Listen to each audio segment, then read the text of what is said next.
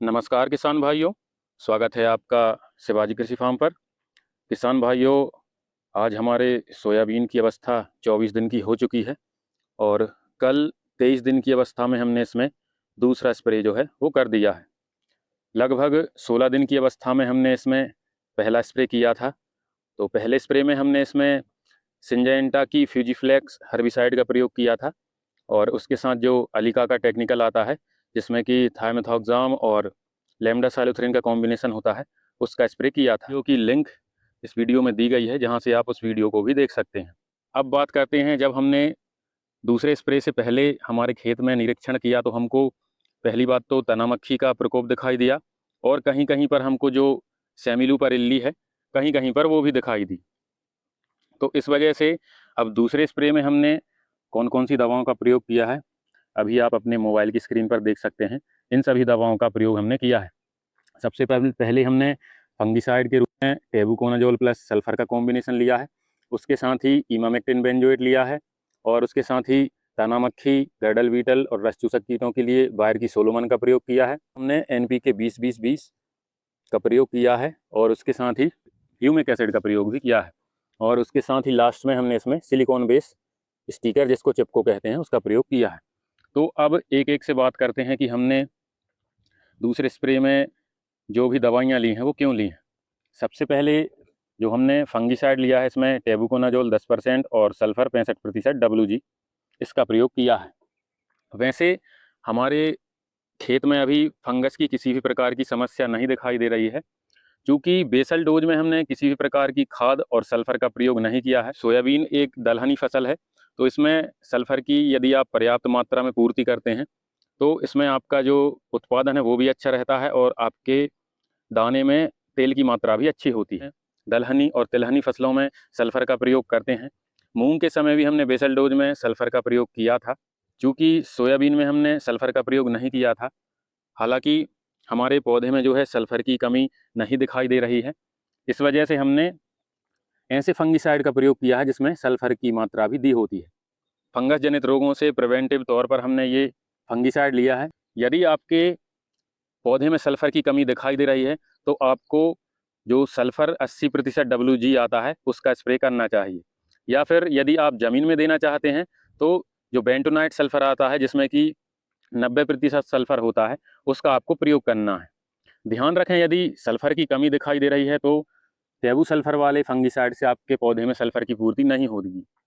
Fungus से हमारा पौधा जो है वो बचा रहे और उसके साथ ही जो इसमें सल्फर की मात्रा भी चली जाए, इस वजह से हमने इसमें टेबुकोनाजोल और सल्फर का प्रयोग किया है।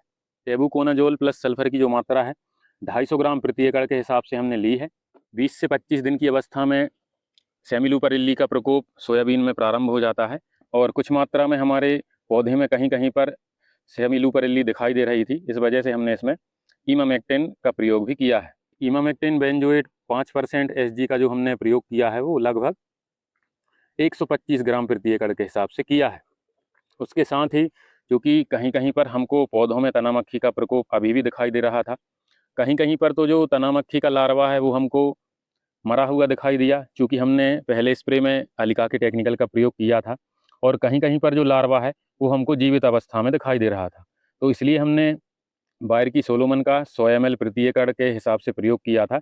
इसमें जो इमीडाक्लोप्रिड और बीटा साइफ्लूथ्रिन होता है, ये हमारे सभी प्रकार के रस चूसक कीट, गर्डल बीटल और उसके साथ तना मक्खी के प्रकोप से फसल को बचाता है। अब इसके साथ ही जो NPK HD 20-20-20 है, इसका लगभग हमने 200 ग्राम प्रति एकड़ के हिसाब से प्रयोग किया है। क्योंकि पहले स्प्रे में हमने इसमें हर्बिसाइड का प्रयोग किया था, तो जो हर्बिसाइड का झटका फसल पर लगा था उसको रिकवर करने के लिए हमने NPK 20-20-20 का प्रयोग किया है। ये हमारे पौधे में नाइट्रोजन, फास्फोरस और पोटेशियम की पूर्ति करेगा और जो पौधे की ग्रोथ है उसको बूस्ट करेगा। उसके साथ ही जो हमने ह्यूमिक एसिड का प्रयोग किया है, ये हमारे पौधे में जो है स्ट्रेस से पौधे को बाहर निकालेगा और उसके साथ ही इसकी जड़ों को मजबूत बनाएगा, जिससे सोयाबीन की ग्रोथ अच्छी होगी। अभी जैसे आप देख पा रहे हैं, 23 दिन की अवस्था की अपेक्षा हमारे सोयाबीन की ग्रोथ उतनी अच्छी नहीं है, लेकिन इस स्प्रे के बाद जो हमारा हमने NPK 20-20-20 और ह्यूमिक एसिड का प्रयोग किया है, ये हमारे पौधे को स्ट्रेस से बाहर निकाल कर उसकी ग्रोथ को बूस्ट करेगा। और उसके साथ ही हमने इसमें सिलिकॉन बेस चिपको का प्रयोग किया है। 3 तरीके से काम करता है। पहला तो ये सर्फेक्टेंट का काम करता है, दवाई को पत्तियों पर अच्छे तरीके से फैलाता है। दूसरी बात, ये पेनिट्रेटर का काम भी करता है, जिससे क्या होता है, जो भी दवाइयाँ हैं वो पत्तियों द्वारा जल्दी अवशोषित कर ली जाती हैं। और तीसरा, ये स्टिकर का काम भी करता है, तो जो भी दवाई है पत्तियों पर चिपका के रखेगा। इससे क्या होगा, तेज धूप में भी हमारी जो दवा है वो उड़ेगी नहीं। और यदि तेज बारिश होती है, स्प्रे के यदि 4 से 5 घंटे बाद बारिश भी होती है, तो हमारी जो दवा है वो धुलेगी नहीं। तो इस प्रकार से हमने सोयाबीन में दूसरे स्प्रे का प्रयोग किया है। आपको भी अपने खेत में स्वयं पहले अपने खेत का अच्छे तरीके से निरीक्षण करना है और आपकी फसल में किस प्रकार के कीटों का प्रकोप है।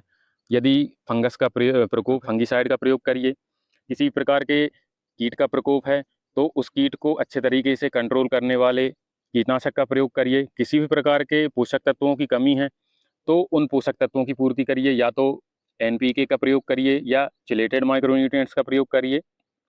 और यदि किसी भी प्रकार के तनाव में पौधा है तो किसी अच्छे प्रकार के टॉनिक का प्रयोग करिए। यदि आप ह्यूमिक एसिड, अमीनो एसिड या सागरिका जैसे टॉनिक का प्रयोग करते हैं तो कम खर्च में आपका जो पौधा है उसकी वो स्ट्रेस से भी बाहर निकलेगा और उसकी ग्रोथ भी अच्छी होगी। आजकल स्मार्टफोन के दौर में सभी प्रकार की जानकारी आपको अपने मोबाइल से उपलब्ध हो जाती है। यदि आप गूगल या चैट जीपीटी का प्रयोग करेंगे तो फसल की फ़ोटो खींचकर भी आप पता लगा सकते हैं कि हमारी फसल में कौन से कीटों का प्रकोप है, कौन से पोषक तत्वों की कमी है। उसके अनुसार चैट जीपीटी या गूगल से आपको कीटनाशकों का सुझाव भी मिल जाएगा, उनकी मात्रा की जानकारी भी मिल जाएगी। दुकानदार से आप दवा खरीदते हैं, उनसे अपने खेत की, अपनी फसल की सभी प्रकार की परिस्थितियों को बताएं। पहले आपने कौन सा स्प्रे किया है उस बारे में बताएं और अभी फसल की क्या कंडीशन है। तो अच्छे तरीके से रिसर्च करके और सलाह करके आप अपने खेत में दवाओं का चयन करें, जिससे आपको कम खर्च में ज़्यादा मुनाफा अपनी फसल में देखने को मिले। तो आशा करता हूँ मेरे द्वारा दी गई जानकारी आपको अच्छी लगी होगी। यदि जानकारी अच्छी लगी हो तो हमारे चैनल को सब्सक्राइब कर लें, और यदि आप ये वीडियो फेसबुक पर देख रहे हैं तो हमारे फेसबुक पेज को भी फॉलो कर लें। धन्यवाद।